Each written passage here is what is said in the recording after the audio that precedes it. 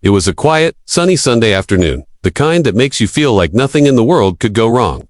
I was sitting on my front porch, sipping coffee and enjoying the calm of my ranch property when my phone buzzed with a notification. For my security system, I had recently installed a smart lock and camera setup around the pool area because of repeated issues with uninvited guests. Since my ranch sits right next to a neighborhood governed by an overzealous HOA, there had been ongoing confusion, or more accurately, entitlement over what belonged to whom. I opened the alert out of habit, expecting maybe a rabbit hopping by or one of the neighbor's dogs sneaking under the fence. But instead, what I saw made me sit up straighter and squint at the screen. A teenage boy, probably no more than 17, was at my pool gate. He was messing with the smart lock keypad like it owed him something, pressing buttons randomly, then standing with his hands on his hips, looking visibly frustrated. He had no idea the camera was recording everything. I zoomed in on his face. I didn't recognize him personally, but something about him seemed familiar, maybe one of the neighborhood kids. I watched as he stepped back, pulled out his phone, and started talking animatedly to someone. The audio picked up bits of it, and I heard him say,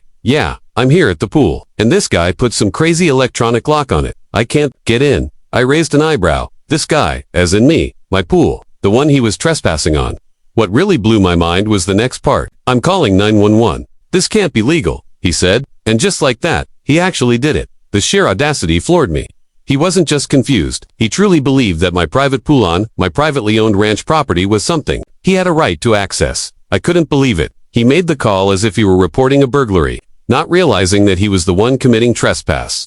I stood up, shoved my feet into my boots, and made my way down the gravel path toward the pool gate. It wasn't far, just a short walk from the house, but during that short walk, my mind spun with everything that had happened over the years with the HOA next door. Their president, Deborah, was the ringleader of neighborhood drama. She hated that my land wasn't part of their little kingdom and never missed an opportunity to remind me that she wished it was. She had previously sent letters asking me to voluntarily comply with their rules. I had always politely refused.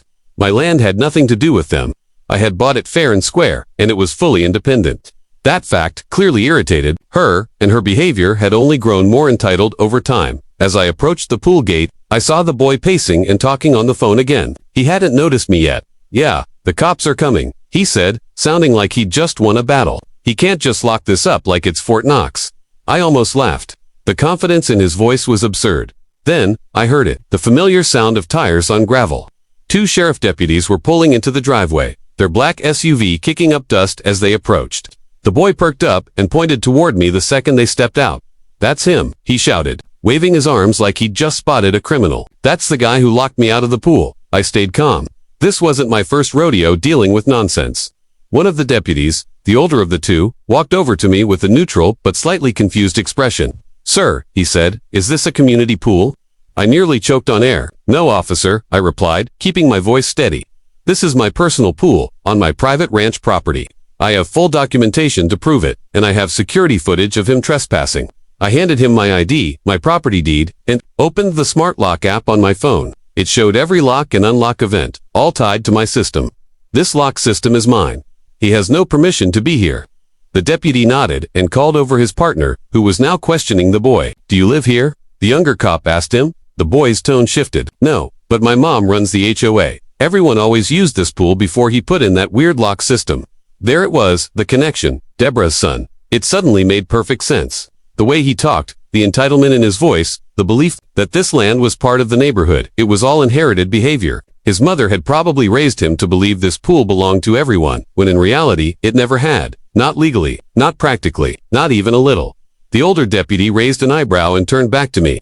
"You said you had camera footage." I nodded. "Several angles, all recorded and saved. Want to see?" We watched the footage together on my phone, and the deputy's expression went from curiosity to irritation. "All right," he said, turning back to the boy. "You're on private property. This isn't a public or HOA maintained area. You had no right to enter." The kid looked shocked, like the rules of the universe had just changed. "But my mom said this was always open before." I responded firmly but politely. "I've owned this place for 7 years. It's always been private. No one outside my guests has ever been allowed here." Just then, the deputy's radio crackled. Apparently, someone else was arriving. He looked at me. "We might have a parent on the way." I smirked. "Let me guess, Deborah." He nodded. "Yup, fantastic. Just what I needed, another HOA showdown." And I knew from experience, she wasn't going to make this any easier.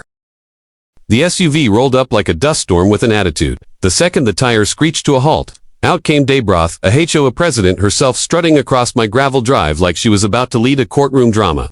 She wore oversized sunglasses, a sharp navy blazer, and had that unmistakable HOA glare, the one that said, "I control everything, even things I don't own." She didn't waste a second before marching toward the deputies, who were now standing between me and her teenage son. Her face was already red with frustration, lips pursed so tight they nearly disappeared. Asterisk, what exactly is going on here? She demanded, folding her arms and glaring at me like I had just stolen city property. Why are you harassing my son? He was just trying to swim. For heaven's sake. Asterisk, the older deputy held up his hand calmly, trying to de-escalate the situation. Ma'am, we received a call about a supposed lock issue at a neighborhood pool. Upon arrival, it was made clear that this is not a neighborhood or community pool. It is private property. This man owns the land, the pool, the security system, everything. Your son was trespassing. Asterisk, Deborah's jaw tightened as she shifted her eyes toward me. You know, this pool has always been used by the community. Just because you threw some fancy tech on it doesn't mean you can block access. That's not how things work in this neighborhood. Asterisk, I took a deep breath and responded as calmly as I could. Deborah, I've told you before, my property is not part of the HOA. No jurisdiction here. This land has been excluded from your association since the original parceling. I've shown you the deed multiple times. My ranch sits outside the HOA boundary lines, and this pool has never been yours to regulate. Just because the old owner didn't enforce boundaries doesn't mean those boundaries didn't exist. Asterisk, she took a step closer, ignoring the deputy's subtle attempt to create space. You're being selfish. The pool is a shared amenity. Everyone's used it for years, and now you're locking people out like this is some gated estate. You're turning our peaceful neighborhood into a surveillance zone. Asterisk, at that, I pulled out my phone again and brought up the video from earlier, her son pushing buttons, shaking the gate, pacing in frustration, and then calling 911. I turned it toward her and said, if this is how peaceful you want your neighborhood to be, maybe you should start by teaching your son not to trespass or misuse emergency services. He called the police on me for locking my own pool. Asterisk, the younger deputy chimed in. Ma'am, your son told us this was a public pool. That's not just a mistake, it's misleading emergency personnel. Had there been an actual emergency nearby, our time would have been wasted. Asterisk, Deborah looked stunned. For a brief second, I saw the realization hit her. But in true HOA fashion, she recovered by doubling down. This isn't over, she snapped. You think you're above community rules because of a few lines on a map. I'll be contacting the county. You can't just isolate yourself like this and turn away neighbors. It's bad for the neighborhood image, and frankly, it's dangerous. We need access in case of emergencies. Asterisk, I couldn't believe her nerve. You need access to my pool in case of emergencies. Deborah, my pool isn't a fire hydrant. It's not emergency infrastructure. It's a private amenity. I pay taxes on it. I maintain it. I insure it. You and your HOA have zero claim to it. Asterisk, she turned to the deputies, perhaps hoping they'd step in and support her. Instead, the older one shrugged and said, he's right, ma'am. The property line's clear. Your son was trespassing. The only reason we're not booking him today is because the owner chose not to press charges. Asterisk, that visibly shook her. Her face went from indignant to concerned. You're not pressing charges? She asked me directly. Asterisk, no, I said, looking at her son. He's a kid. He made a mistake, probably based on what he's been told. But let this be the last time. Because next time, I will press charges. I've already filed a no trespass order, and I'll be upgrading the system. This isn't a park, it's my home. Asterisk, she said nothing, just stood there fuming, then finally grabbed her son by the arm and hissed, let's go. As they turned back toward the SUV, I heard her whisper, I told you not to go in without me. So much for innocent intentions. Asterisk, the deputies stayed a few more minutes, mostly to ensure they left without causing further drama. Once they were gone, the older one turned to me and said, you were more patient than most. Just make sure everything's documented. Folks like her don't usually back off quietly. Asterisk, I've got cameras, audio, and a backup of the footage stored off-site. I told him. I know how these HOA games go. I'm not new to it. Asterisk, he nodded, gave me a polite handshake, and left with his partner. I stood by the gate for a moment, looking at the dust trail fading behind their vehicle. The breeze picked up slightly, rustling the trees along my fence line. I stared at the smart lock, then glanced back toward the road Deborah had come from. Asterisk, the entitlement I had just witnessed wasn't new, but calling the police on a landowner for protecting their own property, that was next level bold. She wasn't just enforcing imaginary rules, she was raising a kid who thought he had the right to everything just because his mother wore an HOA badge. Asterisk, back at the house. I downloaded all the footage from the encounter and saved multiple copies. I even considered putting together a compilation video to send to the county office. just in case Deborah tried to make good on her threats to take it up the ladder. Asterisk, by the time evening rolled in, I had installed additional signs around the property. Private property, no trespassing, minus 24/7 surveillance. I wasn't going to take any more chances, and while I hated the idea of turning my quiet ranch into a mini fortress, I knew better than to underestimate an HOA president with a grudge. Asterisk, this wasn't just about a pool anymore, it was about control. Deborah didn't want to use my pools, wanted to prove she had power over someone she couldn't legally touch, and the fact that I had the nerve to say no. That was what truly burned her up inside. The next few days were oddly quiet, too quiet. I didn't see Deborah's SUV creeping by. Didn't catch any HOA board members snooping around the property line, and no kids came near the pool gate again. For a brief moment, I wondered if the incident had genuinely sunk in, if maybe, just maybe, Deborah had realized she'd crossed a line, but I should have known better. Peace is never permanent when you're dealing with someone who sees themselves as queen of a neighborhood they don't even fully own. The calm didn't last long. 3 days after the incident, I received a thick envelope in the mail, complete with the HOA's official letterhead. The return address was, of course, Deborah's. I opened it with a mix of annoyance and curiosity. Inside was a formal complaint letter that looked like it had been written by a lawyer, except it was signed by Deborah herself. The letter stated that my smart lock system was creating an unwelcoming environment, and that I was in violation of the spirit of community living. She demanded that I remove all intimidating surveillance equipment, provide emergency access codes to the HOA in case of neighborhood-wide incidents, and reconsider my refusal to participate in the homeowners association. It was so absurd, I laughed out loud. Asterisk, I wasn't even part of the HOA. Never had been. My property was deliberately excluded in the original subdivision plans, and I'd confirmed that when I bought the place, yet here was Deborah, trying to force rules on a property outside of her jurisdiction just because her son got embarrassed. I decided not to respond with a letter. Instead, I walked into town and paid a visit to my real estate attorney, a tough-as-nails woman named Carla, who had dealt with more than a few HOA nightmares. When she read the letter, she didn't even hide her smirk. "She's bluffing," Carla said immediately. "None of this holds legal ground, but let's not give her an inch. I'll draft a cease and desist response and attach the parcel boundary documents again, just to drive the point home." Asterisk, the letter Carla wrote was a masterpiece, professional, direct, and loaded with citations. It stated in no uncertain terms that I was under no obligation to the HOA, that my surveillance and security measures were lawful, and that any further harassment or interference would be considered a legal matter. We mailed it certified and requested a delivery receipt, just to make sure Deborah got the message loud and clear. That same evening, as I sat on my porch watching the sunset, I saw her SUV roll slowly past my gate. She didn't stop, she didn't get out, but she drove by just long enough for me to see her glance toward the pool area. I gave her a friendly little wave. She sped off. Asterisk, but that wasn't the end of it. A week later, a pair of men in button-down shirts showed up unannounced at my property gate. They said they were from the HOA's Neighborhood Wellness Committee and wanted to conduct a friendly inspection of the shared amenities. I nearly spit out my coffee. Shared amenities. At my ranch, I told them kindly but firmly that they had the wrong address, then pulled out my phone and started filming. "This is private property," I said clearly into the camera. "You are not authorized to be here. Leave immediately or I'll call the sheriff." They hesitated, then turned and left without saying another word. Asterisk, later that day, I got a text from a neighbor I was friendly with. He said Deborah had been holding an HOA meeting, where she accused me of disrupting neighborhood traditions and weaponizing security technology. She even hinted that she might petition the county to rezone my property into the HOA. That's when I knew it was time to escalate. If she wanted to play games, I was going to make it crystal clear where the lines were drawn.